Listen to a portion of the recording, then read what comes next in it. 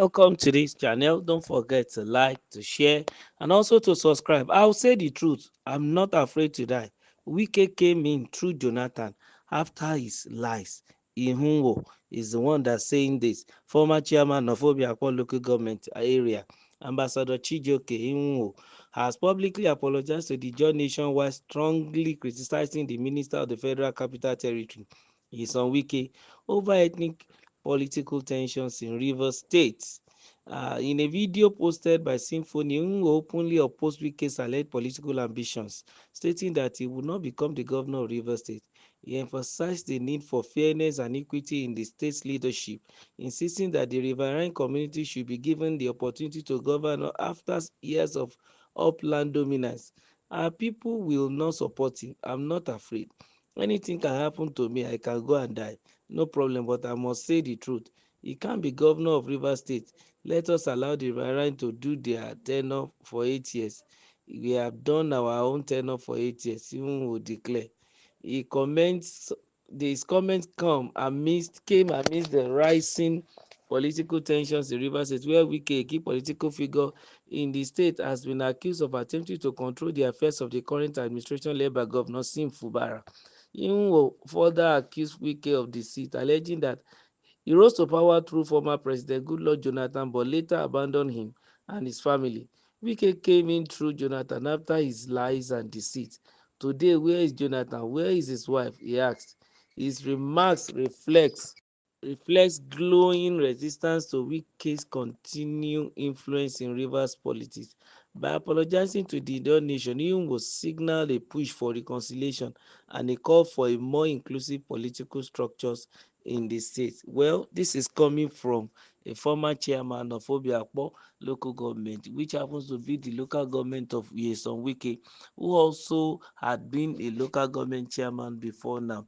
Well, the political tension in Rivers State is so high, such that it's difficult to even grasp the reality of the whole issue.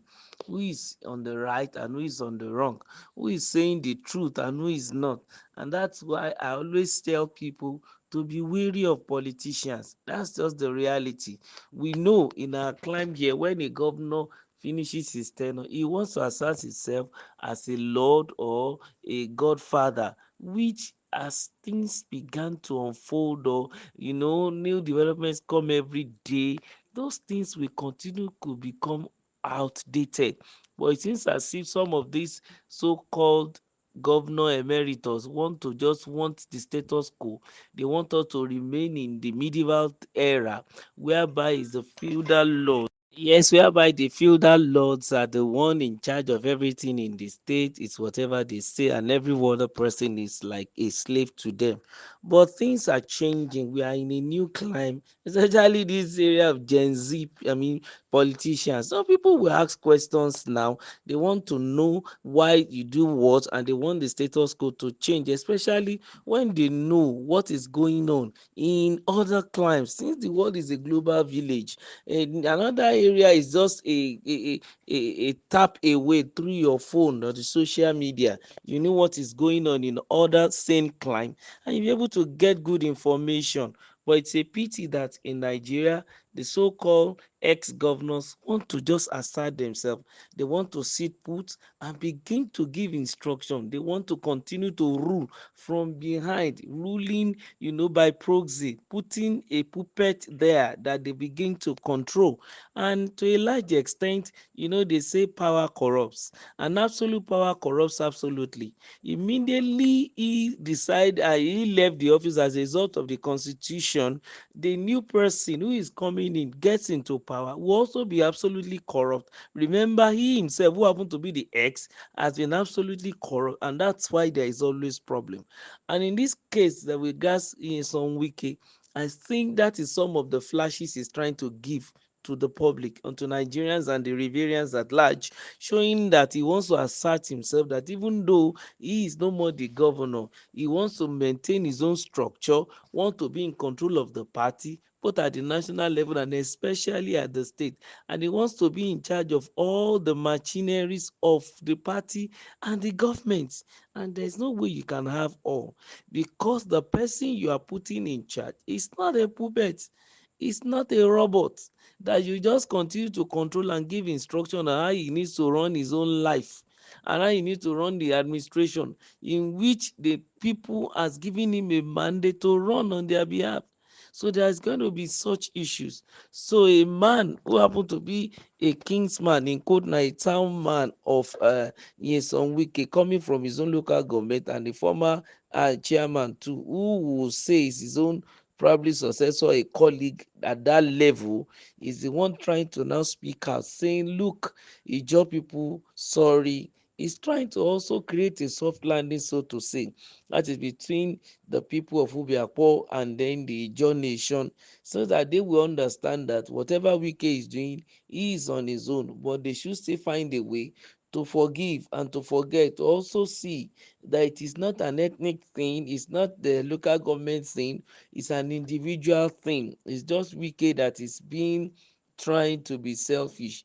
And not only that, he had to pinpoint the fact that even though Wike brought Fubara in, he should remember that a Jonathan also brought him in too, that what he has done is not new. There is nothing fantastic about you raising another person, a protege, or trying to help somebody to come to power using your influence and your machinery to bring them in.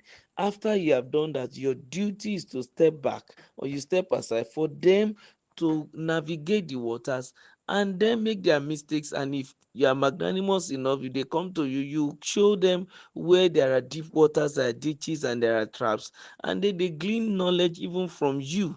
Your experience is very important to them, but you don't have to now turn yourself to a lord or a feudal lord over them. You become an emperor, controlling their lives and pocketing a whole state. It ought not to be. It's a pity that currently now the problem is between him and Fubara.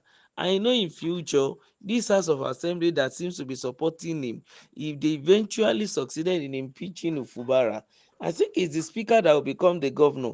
And then we want to see how the speaker will run the state without the influence of Nyesom Wike. I don't know how he's going to do it perfectly well if Wike will allow him to go to toilet or to even go and take his bath.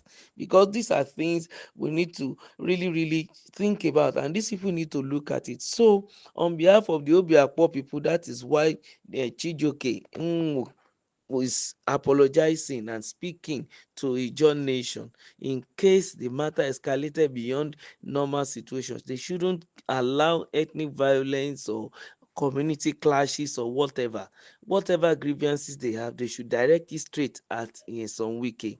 And I think at the end of the day, Wike is their son, they want him to have a better relationship too, hoping that it too will come around, and then both Ijaw nation and Wike and then Fubara, everybody will laugh at the end of the day if they eventually have a win-win situation when they come to a round table. We are keeping our fingers crossed to hear as they go by. Don't forget to subscribe, make sure you like, and also continue to share our stuffs on this channel. Thank you.